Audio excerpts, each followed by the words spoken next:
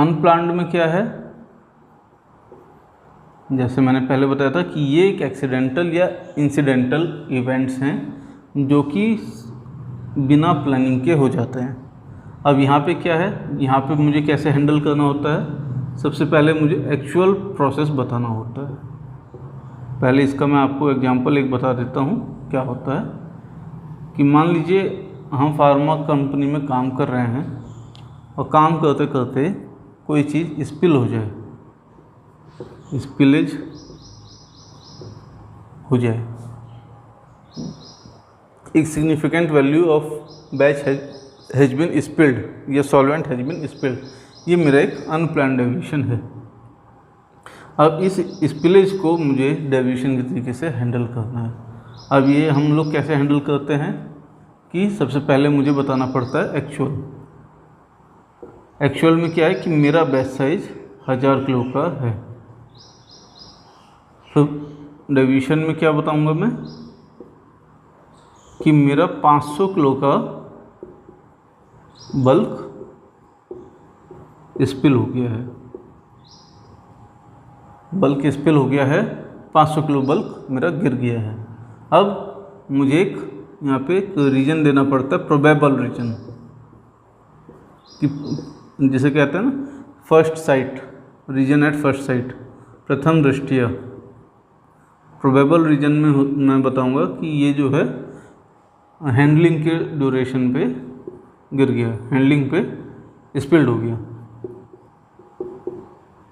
Handling में यहाँ पे स्पिल हो गया। अब इसके बाद मुझे एक करेक्शन बताना पड़ता है। जैसे मैंने आपको QMS वाले चैप्टर में बताया था कि correction, corrective action and preventive action. तो मुझे यहाँ पे करेक्शन बताना पड़ेगा कि मैंने उस 500 किलो का जो मेरा बैच बच गया है उसको क्वारंटीन कर दिया है, मतलब उसको संभाल के एक साइड रखा है, बल्कि और बाकी जो 500 किलो मेरा स्पिल हो गया है उसको मैंने कलेक्ट करके कलेक्टेड, लेबल्ड प्लस क्वारंटीन, मैंने इसको भी अलग क्वारंटाइन कर दिया है, इस पे रिजेक्टेड का लेबल लगा के, ठीक ना। अब एरिया के साथ मैंने क्या किया, एरिया को क्लीन करवा दिया, दोबारा से मुझे लाइन क्लियरेंस लेना पड़ गया, यानी कि मुझे एरिया की सफाई का एविडेंस देना पड़ गया। इस टॉपिक पे भी हम अलग से एक वीडियो बना सकते हैं, बनाएंगे बल्कि। लाइन क्लियरेंस के बाद मैंने दोबारा से ये जो मेरा ओक के 500 किलो मटेरियल है इसको मैंने दोबारा से प्रोसेस में ले लिया, प्रोसेस कर दिया। क्योंकि मैं प्रोसेस को नहीं रोकूंगा, मैं सिर्फ इसको थोड़ी देर के लिए क्वारंटीन करूंगा, सो दैट मैं यहाँ पे जो मेरा फैल चुका है माल, जो बैच मेरा फैल चुका है उसको कलेक्ट करके उसको रिजेक्ट कर सकूँ, और उसके बाद मैं इसे अलग से प्रोसेस करूँगा। अब यहाँ तक का हो गया। अब यहाँ पे मेरा आता है असली खेल, क्योंकि अनप्लान्ड डेविएशंस को ये कहा जाता है कि अब इसका आप बताइए कि आखिर ये हुआ तो हुआ क्यों, और रूट कॉज क्या है। मैंने बताया कि हैंडलिंग एरर था। अब ये हैंडलिंग एरर तो था, लेकिन ये हैंडलिंग एरर हुई तो हुई क्यों।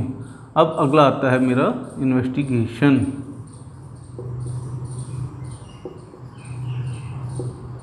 इस इन्वेस्टिगेशन पे मुझे बताना पड़ता है आखिर इसका रूट कॉज क्या है।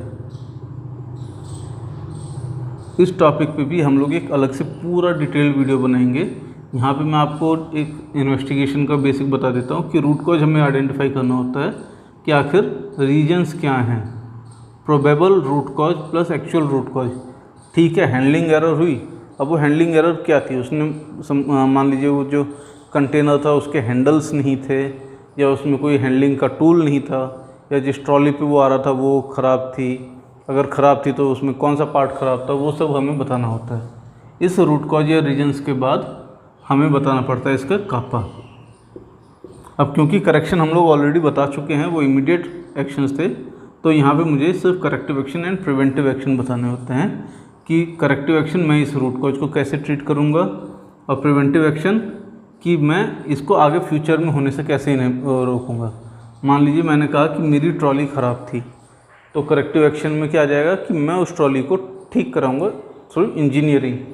और प्रिवेंटिव एक्शन में क्या आ जाएगा कि मैं ट्रॉलीज का एक प्रिवेंटिव मेंटेनेंस करवाऊंगा। हर एक फ्रिक्वेंसी पे 3 महीने, 4 महीने, 5 महीने, 6 महीने, एक टाइम इंटरवल पे मैं अपनी ट्रॉलीज का प्रिवेंटिव मेंटेनेंस करवाऊंगा। अब इस कापा का जब भी हम कहेंगे कि कापा लिया जाएगा तो इसका फिर एक रिस्क असेसमेंट भी किया जाएगा।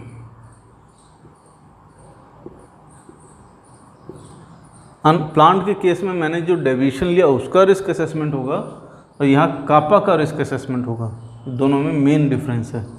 अभी जब ये रिस्क असेसमेंट हो जाएगा, इसके बाद मैं उसे फिर से क्रॉस फंक्शनल टीम को यानी कि कंसर्न डिपार्टमेंट्स को इंटीमेट करूँगा कि मेरे यहाँ ऐसा ऐसा कुछ हो गया है।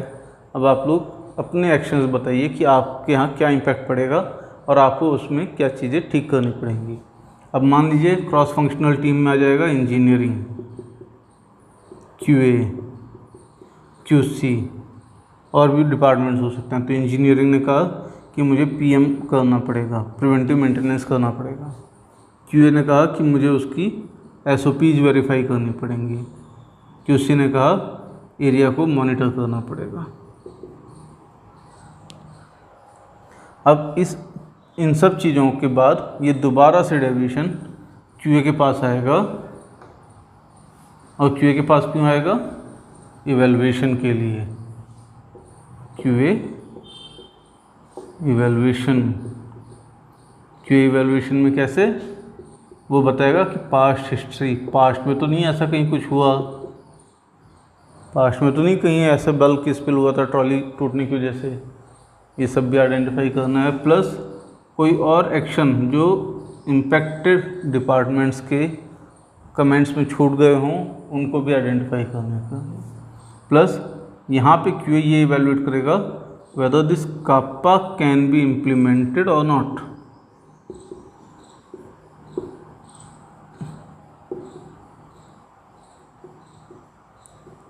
यहाँ पे हम ये आइडेंटिफाई करेंगे कि कापा इम्प्लीमेंट हो सकता है या नहीं हो सकता। अब जब हमने कहा कि कापा कैन बी इम्प्लीमेंटेड तो क्यूए अप्रूवल, क्यूए अप्रूवल पे फिर वही अप्रूव भी कर सकता है, रिजेक्ट भी कर सकता है, सजेस्ट भी कर सकता है। अब जब इतना सब हो गया, जब एक बार अप्रूवल मिल गया तो हमें फिर इसका कापा का implementation, CAPA implementation and verification कि मेरा कापा इम्प्लीमेंट हो गया है, उसको वेरीफाई कर लीजिए। अब जब ये कापा वेरिफिकेशन हो जाएगा उसके बाद आता है क्लोजर। अब प्लान डेविएशन में हमने बताया था कि जो भी डेविएशन है वो हम इम्प्लीमेंट कर रहे हैं और उससे मेरा रेशनल जो था, जो रीजन था, वो अचीव हो रहा है या नहीं हो रहा है। यहाँ पे बल्कि हमें ये बताना कि कापा मेरा इम्प्लीमेंट हो गया है या मैं कापा को इस तरीके से इम्प्लीमेंट कर रहा हूँ और इसका इफ़ेक्टिवनेस वेरीफाई कर लिया गया है, इफ़ेक्टिवनेस प्रूव कर दिया गया है, इफेक्टिवनेस वेरीफाइड एंड दस this deviation can be closed. अब जब मेरा ये डेविएशन क्लोज हो जाएगा उसके बाद मैं इसको एक फ़ाइल में करके अलग से आर्काइवल में रख देता हूँ जहाँ पे मैं सारे डॉक्यूमेंट्स रखे जाते हैं। और जब मेरा ये सारे डॉक्यूमेंट्स एक जगह आर्काइव हो जाते हैं तो मुझे फिर उसको उसी हिसाब से मेंटेन करना पड़ता है। ये सब कुछ मेंटेन होता है थ्रू ए लॉग बुक, जो कि डिपार्टमेंट या कंपनी वाइज आप अपने हिसाब से एसओपी में जैसे होता है वैसे मेंशन करते हैं। और